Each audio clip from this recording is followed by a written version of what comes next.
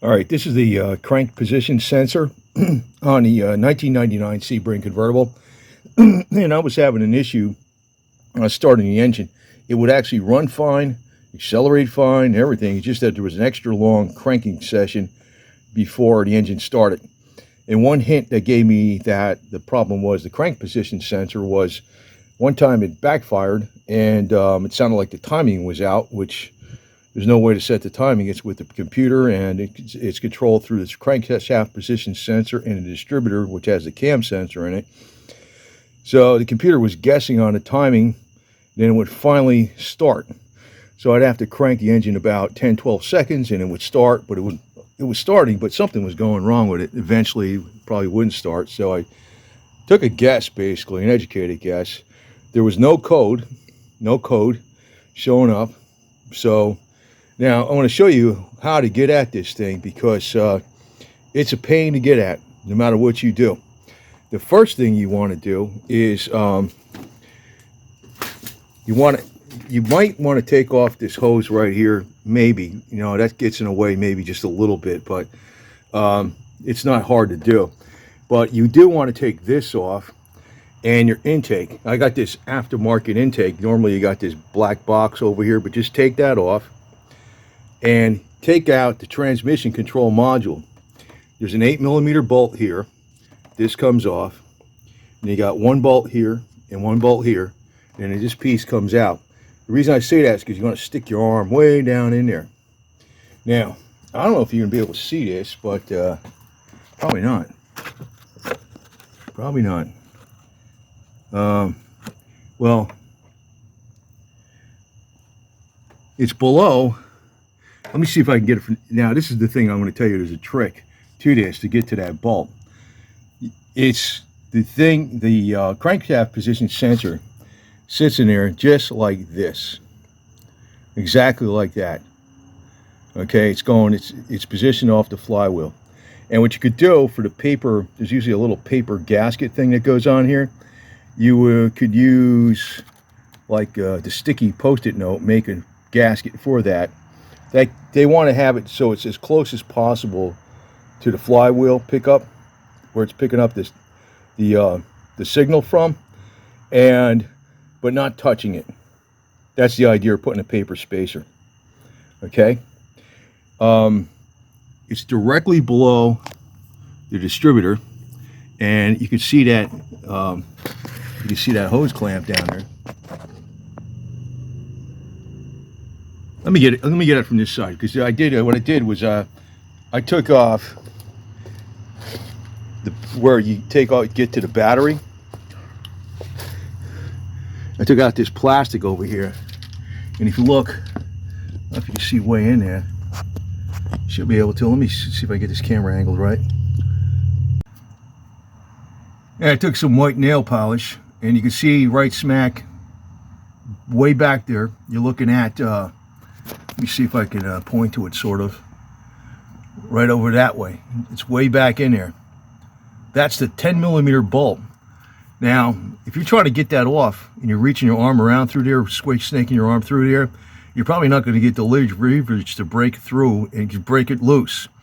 So when you have the wheel off like this, you can come right through, put your extension right through here, and go all the way back to that white bolt, way in the back. Now this is the ground or something for the battery or something right there. It's so you have to get it, you know, it's like a 20-inch long extension, something like that. You'd have to put on there to break that bolt loose. And then you can pull it out. You'll be able to come up through the top here and pull it out. I'm not sure if you'll be able to see. I probably can't get my hand down there because I put the transmission control module back in. But if you look at, let's see, if you look at, if you see those two heaters, the distributor's like right here. You can see the distributor, those wires on it. Below that there's a couple where the heater hoses go into, right? Below that is where the crankshaft position sensor sits. And it sits in there this way. So the bolt is above it. Where did I put that thing? So that bolt you're looking at, that white bolt I showed you before, that's the 10mm bolt. This sits inside, I guess it's the transmission that's sitting in, going through the flywheel, or whatever you call that. I don't know if it's a flywheel per se, but it's reading off the engine, the crank positions of the engine. So it'd be like the back of the engine.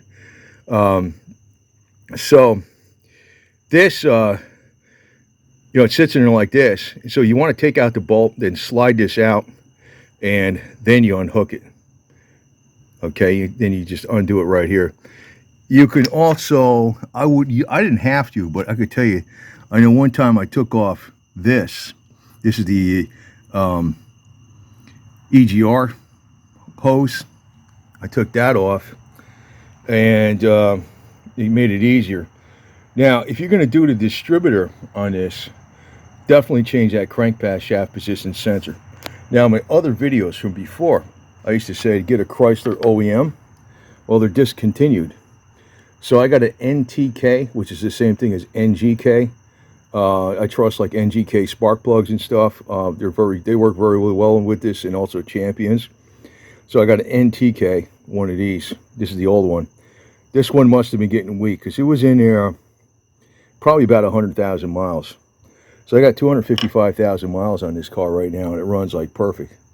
And it starts up a lot faster. I think, it's still got to do its thing with the computer.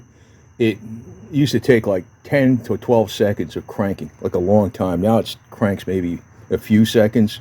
It's pretty normal right now. But if you ever do the distributor on this, to take that off, you really got to take the upper intake off. And I know some people have gotten that, taken that off without doing the upper intake. But the reason I would do that, I would take the upper intake off, because if I did the distributor, I would change the cap. And I guess you could change the cap with leaving the intake on, but it's very difficult to press those wires back on. They're way back in here. These are them right there. You see them right over there.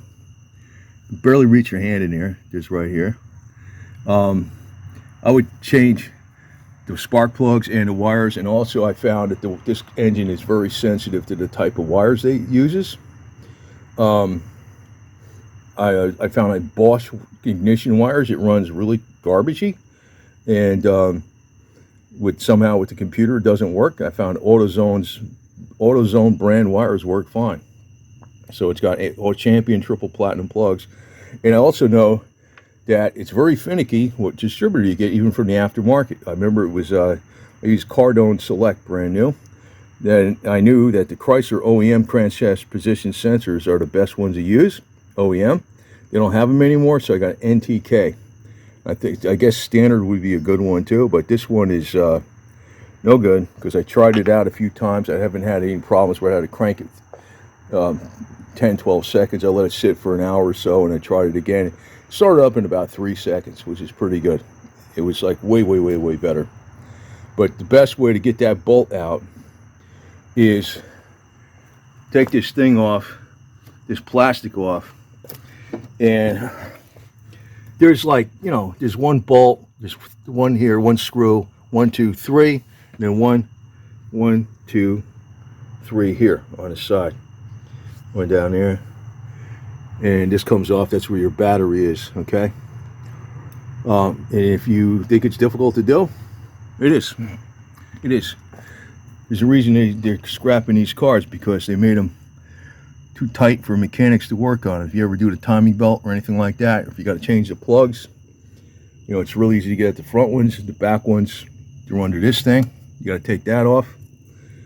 It's I could do that. I used to be able to do that in 15 minutes, but it's still, the timing belt on here is it's hours of work. Hours. It's not easy. So they're not easy to work on, but the car is pretty good because it's pretty peppy. It's pretty economical. It's got enough room in it, and the roof goes down. It's convertible. There's a branch on there right now. I might paint this to look like a zebra. Might get some Sem tan paint and make like zebra stripes in it.